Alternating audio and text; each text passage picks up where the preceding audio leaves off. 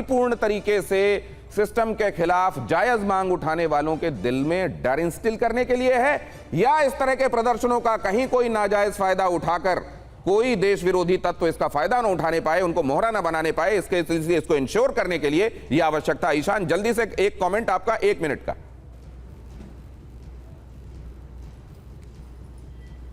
अभी जैन सर को मैं सुन रहा था, बड़े बड़े अधिकारी रहे हैं उत्तर प्रदेश में, और खुद भी मुझे लगता है कि एग्जाम क्रैक करके ही वो वहां तक पहुंचेंगे। अरविंद सर, अभी आपकी आवाज नहीं आ रही है, आपके पास आता हूं सर, तब आप अपनी बात कहिएगा। अभी ईशान कुछ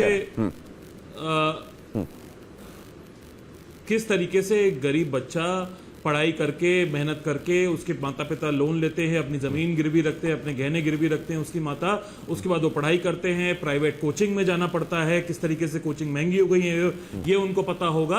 और उसके बावजूद अगर पेपर लीक हो जाता है, और अगर सर ये बात बोल रहे हैं, जैन सर ये बात बोल रहे हैं कि राजनीतिक पार्टियां बच्चों की आड़ में छुप के राजनीति कर रही हैं, तो हम मानने को तैयार है, हम आड़ में छुप के राजनीति कर रहे हैं, लेकिन हम इन बच्चों के मुद्दे को उठाते रहेंगे। दूसरी बात, सर पुलिस अधिकारी रहे हैं, इनको ये बताना चाहिए था कि क्या बच्चों पर पैलेट गन चलना सही है कि नहीं है। इनको यह बताना चलना चाहिए था कि क्या पुलिस मैनुअल्स में यह लिखा हुआ है कि AK-47 चला दीजिए जब बच्चों पे, निहत्थे बच्चों पर जब वो आंदोलन कर रहे हो, तो क्या AK-47 चलाना सही है कि गलत है? मैं उनसे पूछ लूंगा, कार्रवाई होनी चाहिए, मैं उनसे पूछ लूंगा, लेकिन एक सवाल का जवाब मैं आपसे चाहता हूं। क्या गृह मंत्री को इस पर मैंने एक बात बताइए, जिन जगहों को सुरक्षा के लिहाज से अति संवेदनशील माना जाता है, उन जगहों की तरफ मार्च की धमकियां देने लगना, उन जगहों के घेराव के समर्थन में ऐलान करने लगना या घेराव की कोशिश करना, क्या आप, क्योंकि आप कॉन्स्टिट्यूशन पर भरोसा करने वाले राजनीतिक दल हैं, मैं उस हिसाब से पूछ रहा हूं, क्या वो जगहें जो शांतिपूर्ण प्रदर्शन के लिए निर्धारित और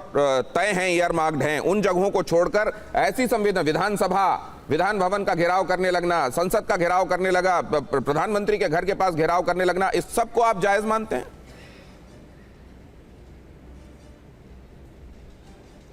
मुझे याद है जब IT रेवोल्यूशन राजीव गांधी जी लेकर आए थे, तब अटल बिहारी वाजपेयी जी और भारतीय जनता पार्टी के जितने भी नेता थे वो बैलगाड़ी से संसद तक गए थे। क्या वो सही था कि गलत था, ये बताइए भाई। एक सांस्कृतिक एक सांकेतिक तरीका है सरकार सदन का घेराव करना, अगर विधानसभा का घेराव करना एक सांकेतिक तरीका है विरोध प्रदर्शन करने का। और संविधान इसकी ऐसा संविधान में कहीं नहीं लिखा कि आप ऐसा नहीं कर सकते। और पीसफुल तरीके से अगर छात्र मार्च कर रहे थे, शांतिपूर्ण तरीके से कर रहे थे, तो क्यों उन पे पैलेट गन चली, ये आज तक जवाब नहीं आया और देश के गृह मंत्री ने जवाब नहीं दिया। लेकिन उसके कॉन्ट्ररी पे प्रधानमंत्री खुद जेनजी को दिमागी नक्सल कहते हैं, गुमराह कहते हैं। उन्होंने कब ये बात कही, गालियां देते, उन्होंने कब ये कहा कि वो किसके लिए ये कह रहे हैं? पंचर बनाने वाला उन्होंने कहा, उन्होंने जेन जी के लिए ये कहा, ये आप कैसे अपने तरीके से, ये अपनी तरफ से कैसे कह सकते हैं ईशान? लेकिन सिद्धार्थ यादव के पास मैं जाना चाहता हूं। सिद्धार्थ यादव, ये बताइए कि क्या सरकार के खिलाफ जो बातें कही जाएंगी वो संसद के भीतर हो या सड़क में, क्या उनको सकारात्मक आलोचना के तौर पर नहीं लिया जा सकता?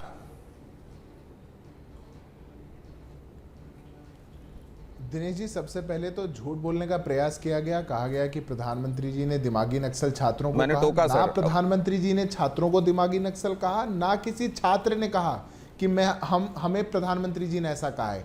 रखी हुई टोपी तो आपने पहनी, आपके नेता चिदम्बरम ने कहा कि हाँ मैं दिमागी नक्सल हूं, अरविंद केजरीवाल ने कहा कि मैं दिमागी नक्सल हूं। तो किसको कहा किसको नहीं कहा, बताने वाले ने खुद ही बता दिया, पहली बात। दूसरी बात, आपने बिल्कुल ठीक पूछा, सकारात्मक तो माना जाएगा दिनेश जी, पर पूरे सदन के सत्र को भेंट चढ़ा दिया अराजकता के, चर्चा नहीं होने दी, ये कहकर के कि हम चाहते हैं कि अमित शाह जी आए और जवाब दें। और अमित शाह जी जब जवाब देने का प्रस्ताव रखा तो उठ करके भाग गए। नहीं, लेकिन वो उदाहरण दे रहे हैं ना, सकारात्मक माना जाए, बैलगाड़ियां लेकर संसद पहुंचने वाला उदाहरण दे रहे हैं, लिया जाए। आखिरी दिन वो ये भी कह रहे हैं कि अपने समय की बात क्यों भूल जाते हैं। मैं कहता हूं ठीक है, सदन भी खत्म, आप सत्र बंद कर दिया। मैं कह रहा हूं दिनेश जी, इनको बैलगाड़ी वाला आइडिया बहुत अच्छा लगा था, ये पैदल चल करके आए।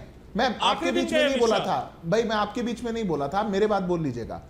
आपको निशान जी, मैं आपके बीच में नहीं बोला, आखिरी दिन चल के ईशान जी, सिद्धार्थ एकदम अपनी बारी का इंतजार करके सुन रहे थे, आप बीच में मत बोलिए प्लीज। हाँ,